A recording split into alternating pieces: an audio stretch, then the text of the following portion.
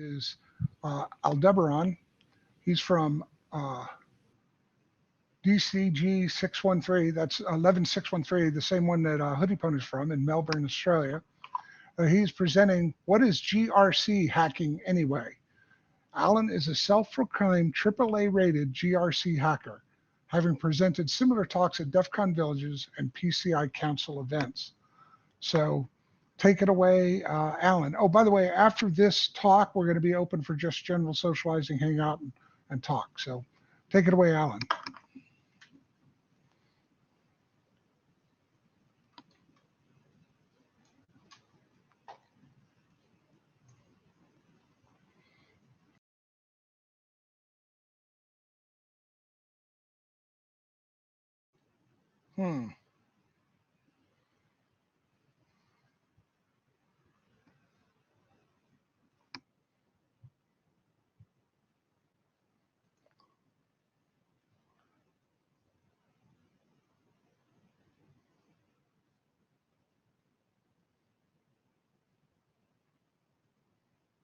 There's a group of go on 5 after the fact.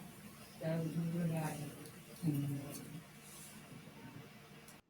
sorry, I'm one of the DefCon group's volunteers. Like 4 years of it. So I'm just trying to help. Tell me just anything. Is Alan AFK for some reason, or is his audio broken? Yeah. Oh, he disappeared. Like... I'm guessing he's refreshing his. Yep, I'm guessing screen. That's happening too. Because technology. We call that the crunchy roll. Yeah, my browser quit once running, but this is me. I mean, the interface.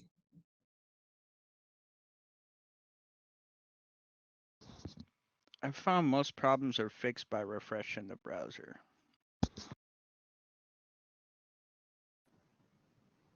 Yeah, I found that to be. Welcome back, Aldebaran.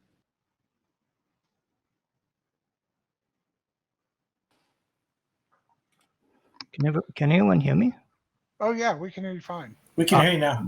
All right, Yay. yeah. You couldn't before. I started and it didn't seem to. No one seemed to. Make sure you turn on megaphone too. It is on. Okay. Let's just try share slides again. And remember to turn it on. All right. Okay, great. Thank you very much for the introduction, and yeah, thank you very much for having me once again. It's an honor to stand on. I was going to say this virtual stage once again, but this is a new stage. Sadly enough, the old one has been destroyed. But yeah, always good to talk to the to the DefCon group's peeps. Some of the nicest people you'll ever meet, and yeah, an honor once again to stand in front of you. My name is Alan Baranov, also known as Aldebaran. This is my first stop of what I've called my XL tour. A blatant ripoff of someone else's Euro tour, but we won't go into this. And yeah, the first stop is Vegas, baby, in a manner of speaking. So I'm going to present a few stories from my life, which I hope will be slightly entertaining to some of you, maybe a bit inspirational. And yeah, so I'm going to start it off with some of my talk with really digging into one of the best talks I've seen from one of the kindest and smartest people that I know, Mr. Ray Redacted. He didn't pay me to say that, but I did steal some of his talks, so I've got to say that he's a good person, and yeah, good talk. And I'll give you the details of that, but I'll go through what I got out of it. I'm also going to go through, if there's time, my April Fool's experiment, some of the stuff that I've done with the ComfyCon stuff, and where my life has taken me in the last couple of years because of that. And yeah, just a few thoughts about what I believe, what it means to me to be a hacker. And yeah, as per the title, I am a GRC consultant, which is probably the last person that you would think would be a hacker. And also, it was something that I really needed to consider, because I was very keen on starting up DCG 11613 Melbourne. And my question to myself is, am I the person to do it? Am I a hacker? And it took me a bit of thinking, a bit of internalizing to think about that. So let's jump ahead. For what it's worth, yeah, I've become quite famous for most of my presentations are done in Excel. And the ones that I don't do in Excel, people don't seem to remember. So that's why I stick with these. Yeah. Okay. So yeah, I'm not going to give you any more background about myself. These are all my different social networks. I guess when I was setting up my Blue Sky one, I really didn't think that people might actually ever want to take it down and see what it's about, but because that's a very, very long one. And yeah, feel free to take a picture of the QR code. It's absolutely fine. Don't worry. It'll just take you to a Rickroll. No, it won't. It'll take you to my LinkedIn. That's where it'll take you. Yeah, let's jump into it. So, as I said, some of my talk is stolen directly from Ray's talk. I thought it was inspirational, one of the best talks I've seen. And it starts and goes through all the different generations of hackers that there are. I highly recommend that you have a look at it. You can either find it by typing Ray and then generations of hackers or something to that effect, or the link is there at the bottom of the slide. He breaks it down into different generations. He goes into the different ones, gives you a lot of extra information about them. I highly recommend it. But what I got out of it, so he starts off with the first generation hackers. These are the kind of pre-electricity hackers. So the idea of Ada Lovelace. Ada Lovelace is an interesting character. I heard a story about her that while Babbage was building his machine, he kind of built it around the concept of a weaving machine. It was used a lot of the kind of technology, the ideas behind weaving machines. And in those days, weaving was very interesting because different organizations had different ways of weaving, and the methodologies that they would do it were all kind of built into cards, and those cards I'm not quite sure whether they're automated or whether they're manual, but they gave instructions on how to actually weave in this particular way that organization wanted it done. They were very intricate and, of course, very closely guarded because, your organization did it in the way that you would want to do it. And Ada saw this and thought, okay, well, maybe you could use the same idea and you could use these cards as kind of mathematical and pretty much invented the whole idea of programming. And I think that's quite amazing. It was something that was there for people to see, and anyone could have seen it, but she did. And that, I think, is what makes someone a hacker, is not seeing the world as it is, but what could be and what there might be. In the same kind of generation, a little bit later, or 50 years later, I think almost exactly, or maybe 100 years later, I'm not sure exactly, but Alan Turing came along, and he's seen to be the father of modern computing. A lot of people were computing at the time, and it but his ideas and his completeness of vision is pretty much still used today when we design computers. And his ability to take patterns and to understand how maths could be transferred into the real world and back again, I think is pretty much what he's very well known for. Now, in his day, professors, which he was, were not meant to get their hands dirty. They were supposed to kind of design the machines that they needed and then give it off to people to go and make for them. But he didn't. He actually spent a lot of his time getting his hands dirty, fiddling around with machines. And I think that is part of the hacker culture. So I think from that, the first thing I get is the first element of being a hacker is seeing what can be, not what is, but what can be. One of the big things that's happened at DefCon this year is CDC, the Cult of the Dead Cow, releasing their Valid network. People could have just accepted that companies run the internet today, but not them. They've released something that is more like what they want.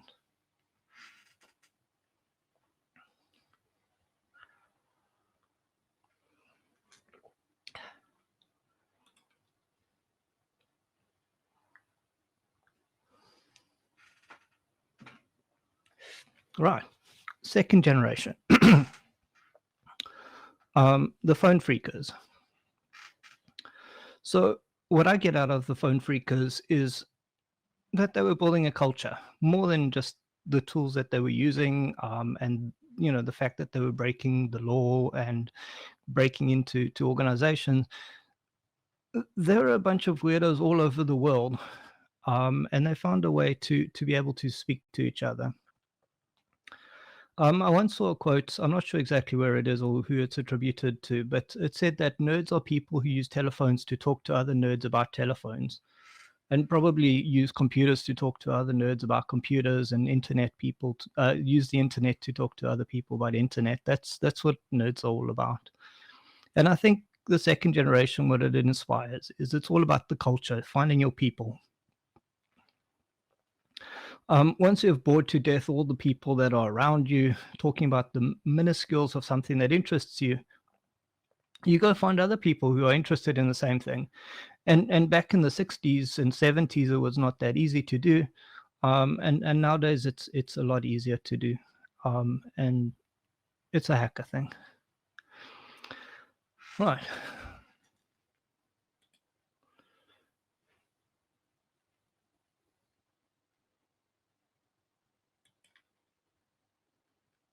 Come on. Third generation hackers. That's when BBS's, hacker magazines, text files, and cults came out. And I think that's the third part is just trying to really, really, but like really understand things. And the kind of quest and the thirst for getting information. And I think, we know of a lot of the old school hackers who got into trouble, got arrested even because they had this kind of thirst for knowledge, and kind of trying to break down the barriers, which today we don't need to worry about. It's all out there if need be. And getting on to the fourth generation of hackers. So the way that I summed it up was money, money, money. It's the rise of information security. All of a sudden companies are worried about the fact that they have money that needs to be protected. And so they hire us. And all of a sudden we're inside. We're no longer outside looking in. We're on the inside now, and we're getting paid, which is awesome. I'm not going to look too much into that. It just makes it a lot easier to be a hacker because of that fact. The fifth generation, which is where nation states started to jump in. Yeah, it's war and war and war. We're getting involved in that, and I don't want to look too much in that, but I do think that the fourth and fifth generation is kind of where we lost a bit of our soul. And it makes it easier, it makes it nicer. It means that we have money available to go to Vegas, to go and meet up with each other. But it also, it means that we did lose a little bit of what it means to be a hacker. Sixth generation. This is the one that I really liked out of the talk, and I think that this is to me the most important part, the sixth generation, which is where we are now. So Ray goes in that he started understanding it from the beer farmers, but there's also the B-sides. So the whole philosophy behind B-sides, in that trying to get people together, the whole idea of DefCon groups, around the world, people meeting up so that they can discuss and just be with other hackers. And with us, with the stuff that we've been doing over the last few years, where we've been getting different different DefCon groups together and chatting amongst ourselves. And then, of course, the Diane Initiative and QueerCon and all the changes that have happened in DefCon that have made it more inclusive, that it's not just a whole bunch of, white guys with, that haven't showered for 3 days or whatever, talking to each other. There's different people, different that are all being accepted and embraced, just because they happen to be hackers. They're one of us. And I think that to me is the important bit, and the thing that I found very inspirational.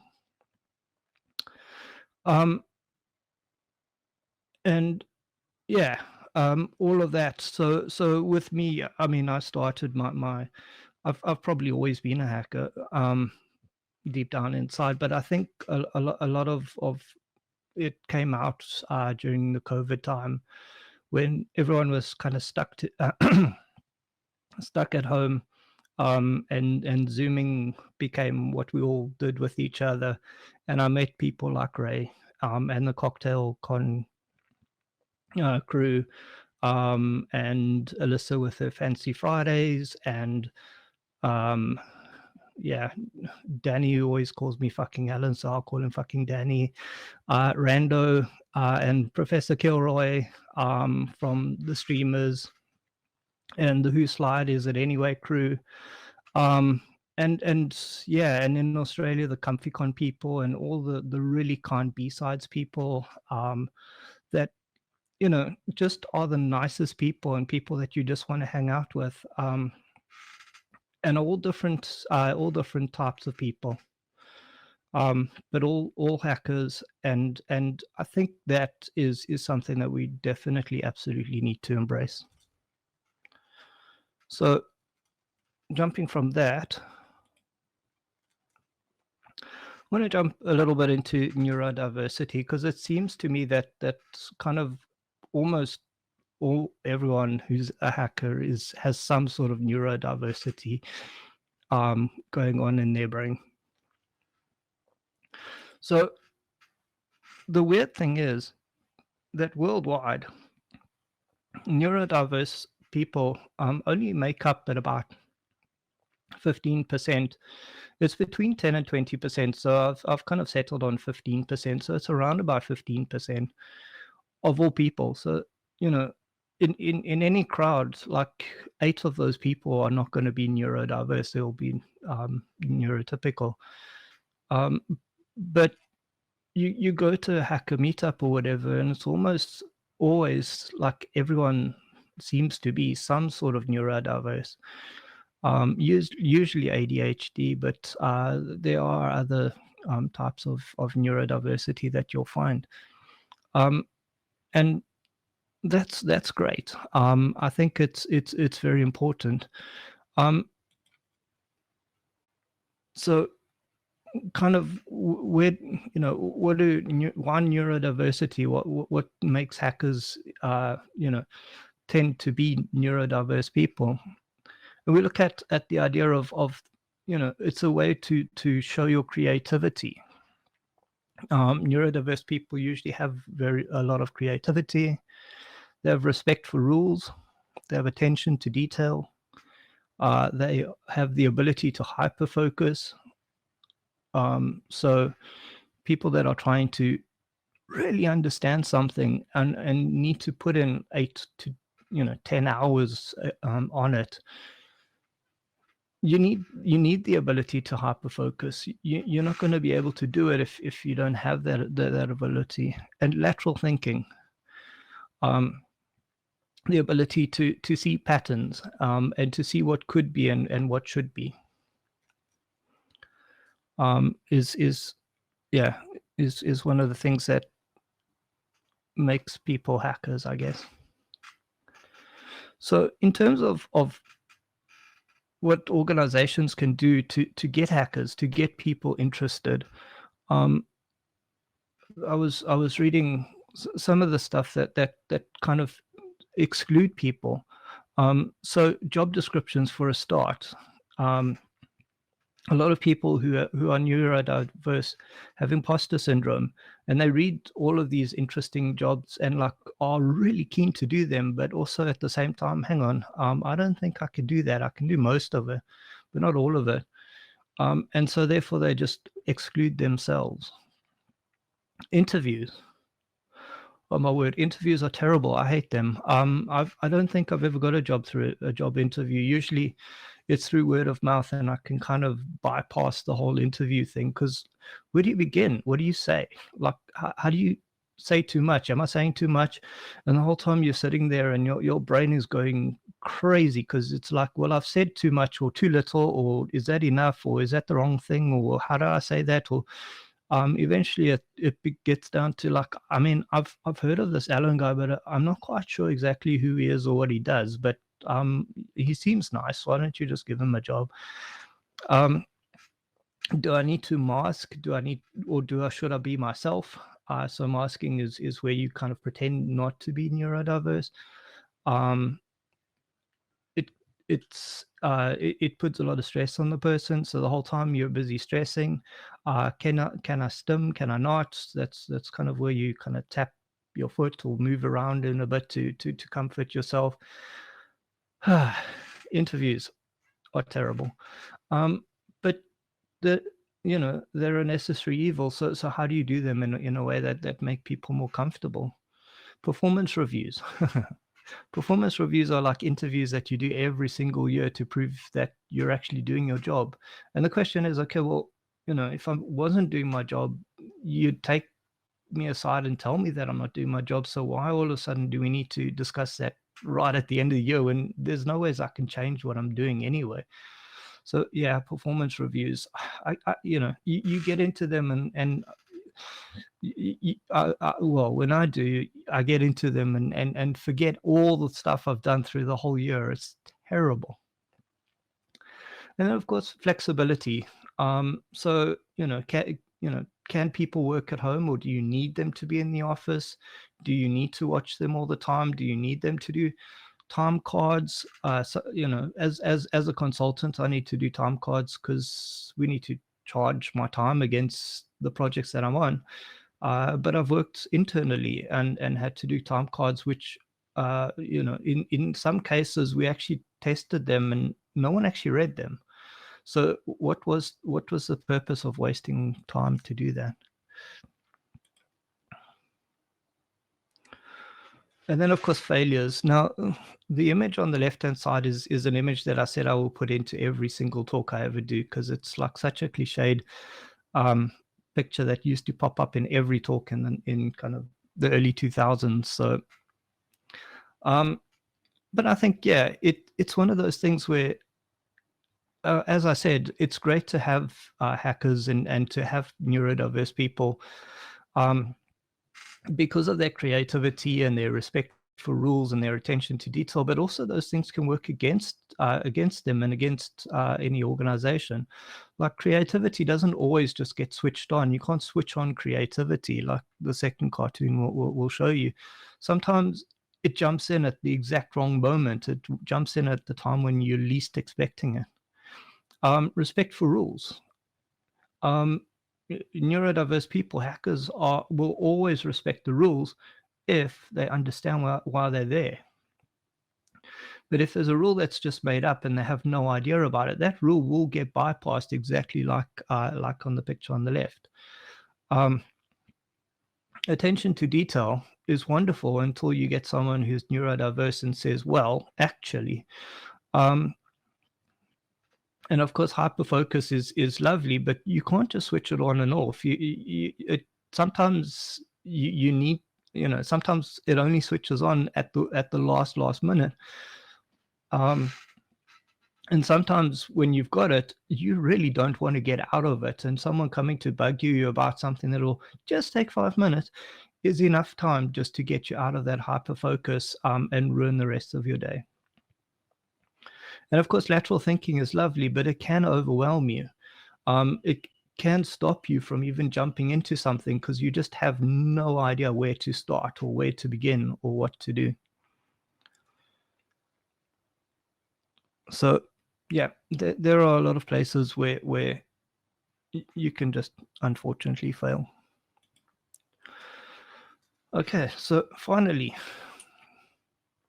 why GRC?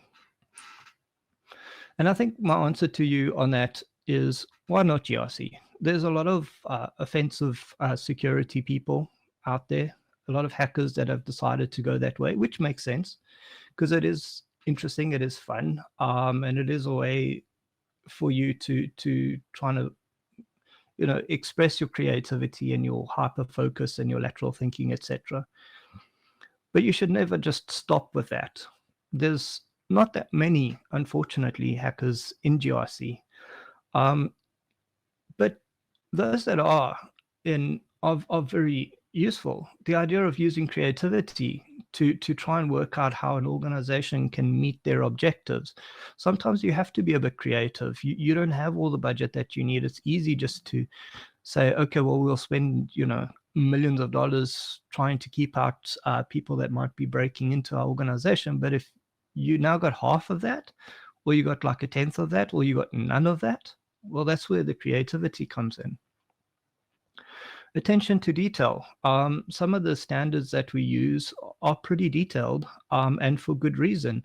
Understanding why they're done in that way, can take some attention to detail, some hyperfocus, some lateral thinking, even just to get them to work.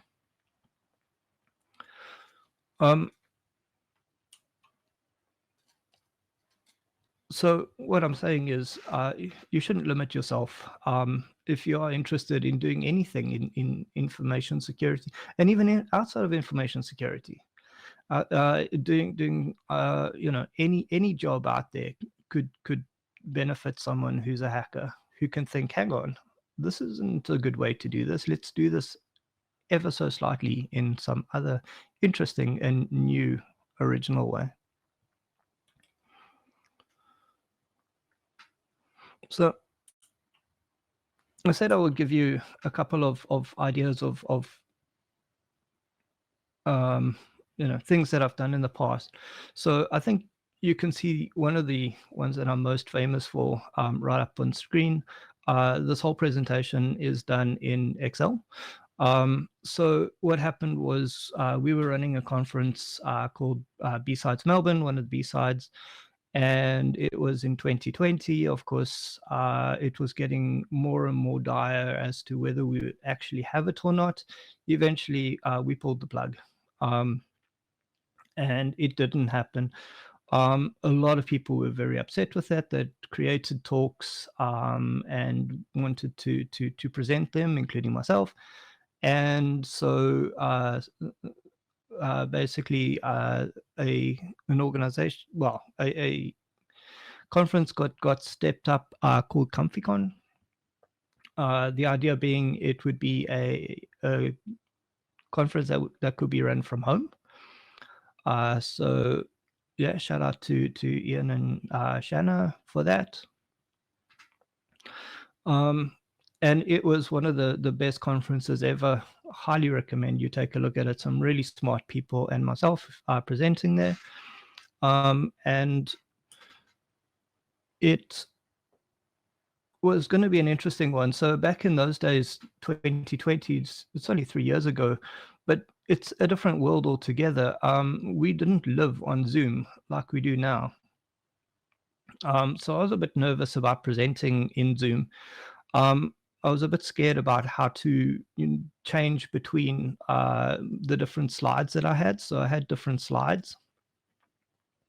And then I also had Excel stuff that I wanted to show. So I had graphs and all of that. And I was a bit nervous to move between them. So I decided, you know what, I'm going to take all my Excel stuff and put it into PowerPoint. But it didn't look good, and it didn't feel right. And then I thought, you know what, actually, I'm going to take all the PowerPoint stuff, stick it into Excel. And then that kind of made my hacker brain excited. And now all of a sudden I had a challenge. And that's where I think I got really excited about my talk. And since then I've spoken at different conferences. So CrikeyCon it was one of them. Blue Team Village here at DefCon in which one was it? 28. So the one from remote. I presented that same talk, and yeah, it really was exciting for me to be able to present on the world stage. And yeah, with my little Excel spreadsheets, which my kind of hacker brain came up with as, hey, that might be a little bit interesting. And that's the one talk. The other one that I had, this one's way back when, and I've always had on my CV a little line that said, I created an April Fool's Day project. My boss came to me and said, you know, we need to do a bit of education, and you need to, you know, you need to show me that you can do some education across the organization. I was working at a company at the time, a large company with a few thousand users and stuff. One of my kind of KPIs was do education, and it's like, okay, well, how can I do that? Back in those days, there was no such thing as kind of phishing tests or anything like that.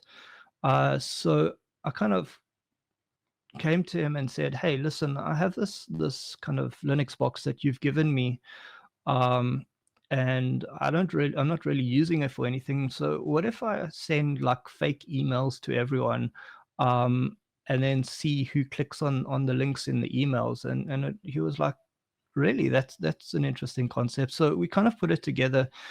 It was supposed to go live on Valentine's Day, but I couldn't quite get it together in time. So we got it together on April Fool's Day, and the idea being that someone sent you a postcard or whatever it was. Please click through. Once people put in their names and email addresses and stuff, they could go through to the next page. And when they did that, all of a sudden, all I really had was a and it was quite an interesting concept at the time. And I'm really happy that my manager at the time, who was really, really good, used to be okay with all my crazy ideas, accepted that. And so that was the April Fool's Day thing that we did together. At the same time, I wanted to do what we would now call a physical penetration test. So I reached out to, I didn't want to do it myself because that would have been a waste of time. I reached out to a few organizations, said, hey, can you guys do this? And none of them were really interested. In fact, one of the kind of big consulting firms said, oh yeah, we can do it. We can do a kind of a test for you. And I'm like, okay, but you need to send someone out here and they need to do this, that, and the next thing. And they're like, oh no, that's absolutely out of the question. So eventually I got a small organization who was also kind of full of hackers and stuff to pick up the challenge. And so we actually did that. So what I'm saying is, in GRC, you can have these crazy ideas, and if your organization supports you, you can get away with some of them, and it's always going to benefit both you and the organization at the end of the day. So I guess what I'm saying is, just because you're in GRC doesn't mean you don't have to be a hacker. Just because you're a hacker doesn't mean you don't have to be in GRC. I think hackers are a way of life, and I think that we should all try and aim for not only being a hacker, but also being a kind and responsible person. And I think with that, I'm done. Pretty quick, half an hour.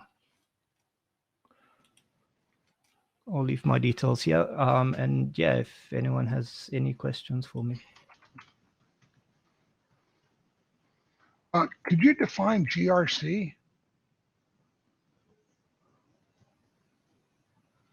Okay. No, hang on. I can't hear anything. So I guess my audio's gone crazy. I'm going to jump out and I'll jump right back in. So if anyone has any questions.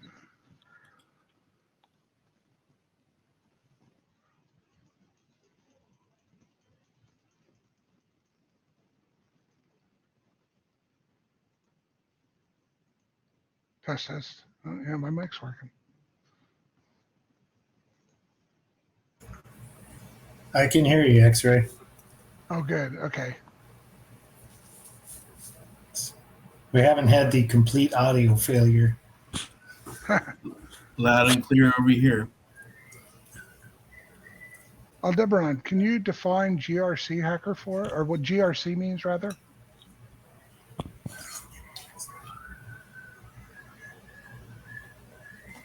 Yeah, sure. Okay, so do you want the official definition or do you want my definition? Yeah, your definition, because I hadn't heard the term GRC before. You haven't? Oh, okay. No. All right. So GRC stands for governance, risk, and compliance. The idea being that it's people that will manage the governance of an organization, also do some of the work in defining what the risks might be, and then of course deal with any compliance requirements that the organization might have. Quite honestly, there's very little governance that I do in my day-to-day work. So the idea being governance is taking care of the fact that the organization and the people that actually have given money to the organization are separate. So there is a way of controlling that the organization does what the people who lent it the money wanted to do. So there's very little of that in my day-to-day. There is a lot of risk, but risk is, I think, for us, for kind of information security, is a little bit new, and a little bit kind of, I wouldn't say infantile, but there's a long way to go. So that's what risk is. Mostly we define risk at a big level. So the chance of you getting a virus on your network is almost pretty certain. Whereas an asteroid hitting your data center will be very, very slim. So that's what risk is. Compliance is generally making sure that whatever standards you're required to comply with, you do. And also in some cases, you may elect to use some of the standards that are out there because they're actually pretty good in that they're very well defined. So for example, your NIST standards are usually very, very well defined because they've got some really smart people looking at what needs to happen. Another standard would be the kind of PCI standards. So that's to do with credit card information. So if you take credit cards, you need to adhere to what they do. Yeah, so that's kind of an introduction. I'm not going to jump too deeply into all of that. But if anyone has any questions around any of that, I'm happy to clarify.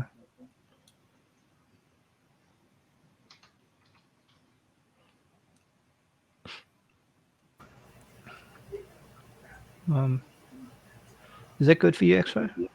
Oh yeah, that was a great explanation. Thank Okay. you. It's usually kind of seen as the least exciting part of information security, because we deal with a lot of detail and a lot of almost check boxes, but not quite, because to get to the point where you can see that a box has been checked does take a lot of work, and in some cases, as I said earlier, a lot of creativity and a lot of working with people, and a lot of understanding of how things work. So it's definitely something that a hacker can get their teeth into.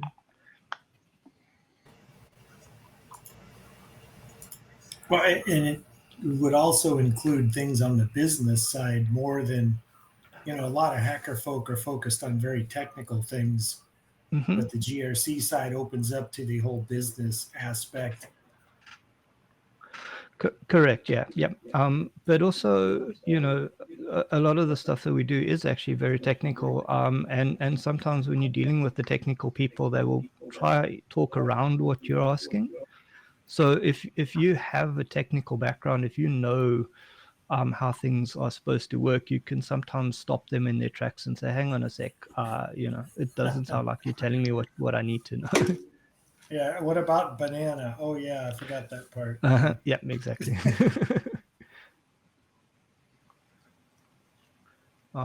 Yeah, and I see actually you've shared the talk that I was alluding to earlier, which is good. Thank you very much for that.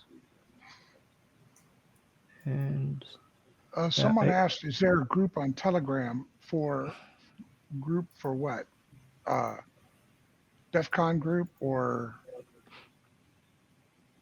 GRC group, or not sure what kind of group you're talking about.